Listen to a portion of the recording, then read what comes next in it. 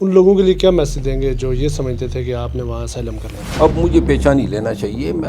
یعنی میرے لیے یہ ممکن ہی نہیں ہے کہ میں یہاں پہ میرا بیانیہ یہ ہو کہ میں نے خان کے لیے فائٹ کرنا ہے اور وہاں جا کے بل میں چھپ جاؤں. اس بزدلی کے ساتھ میں زندگی نہیں رہ سکتا ہوں. جب تک یہ میڈیا پہ انسان نہیں بن جاتا بدتمیزی جاری رکھے گا میں نے صلح نہیں کرنی ہے. آپ نے ان کو مکہ مار دیا، لگتا ہے آپ کو کہ آپ سے مسٹیک ہوگی؟ کون سا مسٹیک ہوگی؟ وہ گالیاں دے رہا تھا خان کو، میں نے تو اس کا حق ادا کیا ہے. اس وقت موجود ہوں بیرسٹر شیر افضل خان مروت کے ساتھ. کسی تعارف کے محتاج نہیں، یہ پورے پاکستان میں دنیا میں ان کا چرچا اس وقت ہمارے ساتھ موجود ہے. مروت صاحب، تھینک یو سو مچ، آپ نے ہمیں ٹائم دیا. یہ بتائیں کہ پروگرام تو بڑھ گیا سے آپ نے سفر کا آغاز کیا، اس سے پہلے آپ کا کوئی ایسا ڈائلاگ سامنے آیا جس سے آپ نے شہرت پائی؟ کیونکہ یہ جو آپ کا ڈائلاگ تھا یہ تو پوری دنیا میں آپ کی شہرت کا وجہ بن گیا. اچھا شکریہ. یہ تو ڈائلاگ تو میں نے نہیں بولا تھا، سوال کا جواب دیا تھا. لیکن اس سے پہلے 10 مئی کو ایک بات میں نے کی تھی. جب خان صاحب کو 9 مئی کو گرفتار کیا گیا تو میں ان کے کیس میں سماعت کے دوران گیا پولیس لائن میں، اور جب میں وہاں سے باہر نکلا تو خان صاحب نے ایک پیغام دیا تھا. وہ پیغام جو ہے میں نے بتایا تھا کہ مارشل لا لگے یا عاصم لا لگے، پاکستانیوں نے ڈٹ کے کھڑا رہنا ہے. وہ میرے خیال میں کچھ زیادہ اس وقت ہوا تھا. آپ کو لگتا ہے آپ کی جان کو خطرہ، مشکلات ہیں آپ کے لیے؟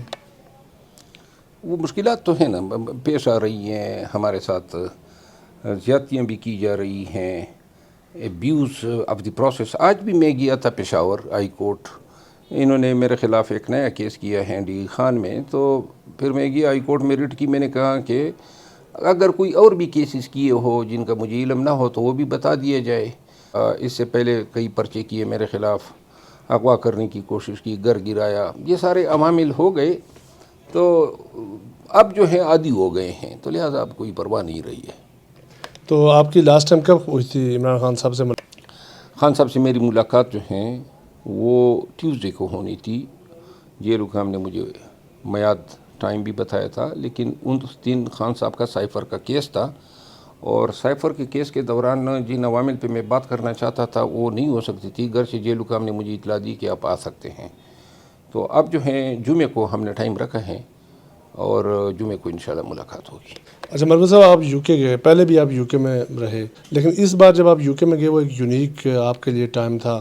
لوگوں نے آپ کا استقبال کیا، لوگ آپ کے ہاتھ چومتے رہے، ایسے لگ رہا تھا جس طرح کوئی بہت بڑے پیر صاحب یو کے پہنچ گئے. عجیب سا فیل ہو رہا تھا کیونکہ میں تو خود بڑا ایک لبرل سا آدمی ہوں، لیکن خان کے ساتھ جو لوگوں کی محبت ہیں وہ حیران کن ہیں.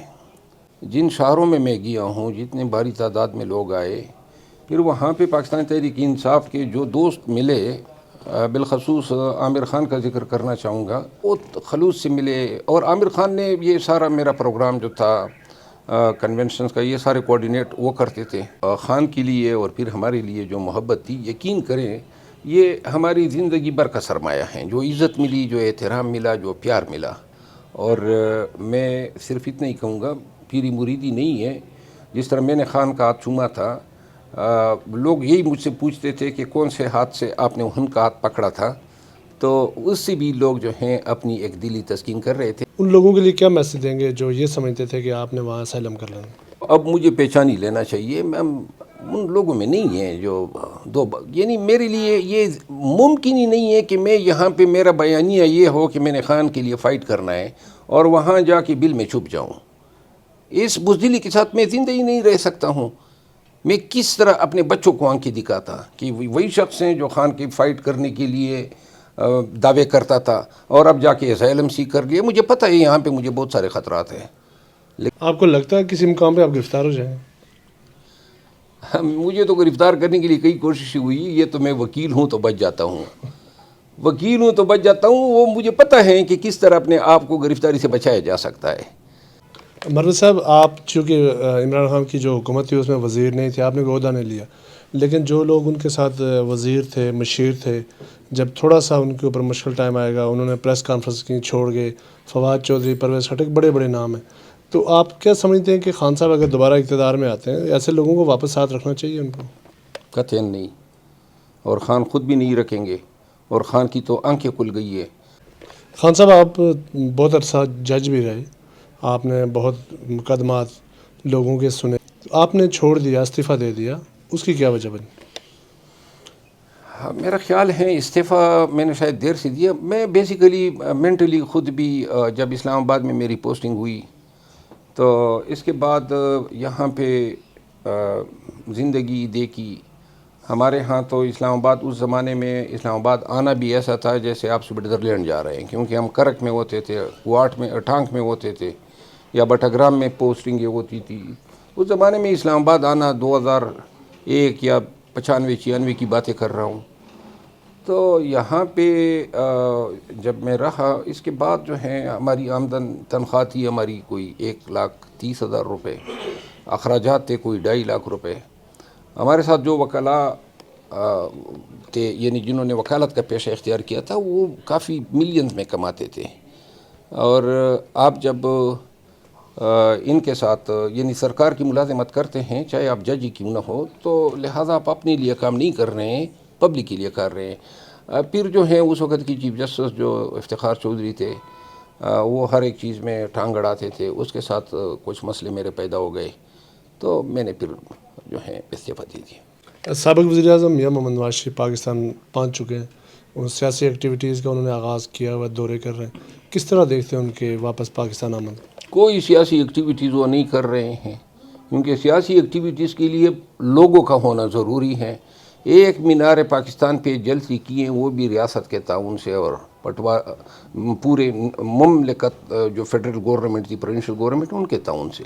عمران خان صاحب صحت مند ہیں، ورزش کر رہے ہیں، اپنی ایکٹیویٹیز جاری رکھی ہوئی، انہوں نے کیسا لگا آپ کو ان کو دیکھ؟ ہاں، جس دن میں گیا نا، وہ اس دن خان ورزش کر کے آئے. ورزش مشین جو تھی وہ پہلی دفعہ انہوں نے استعمال کی تھی، اور ورزش سے ان کی لائف یہی ہے نا، تلاوت کلام پاک، نمازیں اور ورزش، اور قرآن کریم کا انگریزی میں ترجمہ پڑھنا.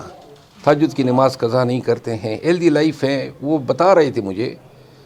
میں نے پوچھا خان صاحب سے کہ خان صاحب کیسے ایام گزر رہے ہیں، تو انہوں نے کہا جی اللہ کے فضل سے اس اسیری میں شاید میں یہ محسوس کر رہا ہوں کہ اللہ تعالیٰ کی ذات کے ساتھ جو میری قربت ہے وہ مزید بڑھ رہی ہے.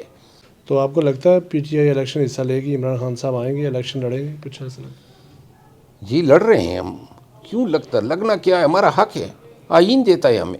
آپ کی سینیٹر عفنان اللہ سے لڑائی ہو گئی، کوئی صلح صفائی کی ہے معاملات، چانسز کی بات چیت ہو رہی ہے؟ کوئی بندے ہیں بیچ میں جو بات کر رہے ہیں؟ جب تک یہ میڈیا پہ انسان نہیں بن جاتا، بدتمیزی جاری رکھے گا، میں نے صلح نہیں کرنی ہے. آپ نے ان کو مکہ مار دیا، لگتا ہے آپ کو کہ آپ سے مسٹیک ہو گئی؟ کون سا مسٹیک ہوگی؟ وہ گالیاں دے رہا تھا خان کو، میں نے تو اس کا حق ادا کیا ہے.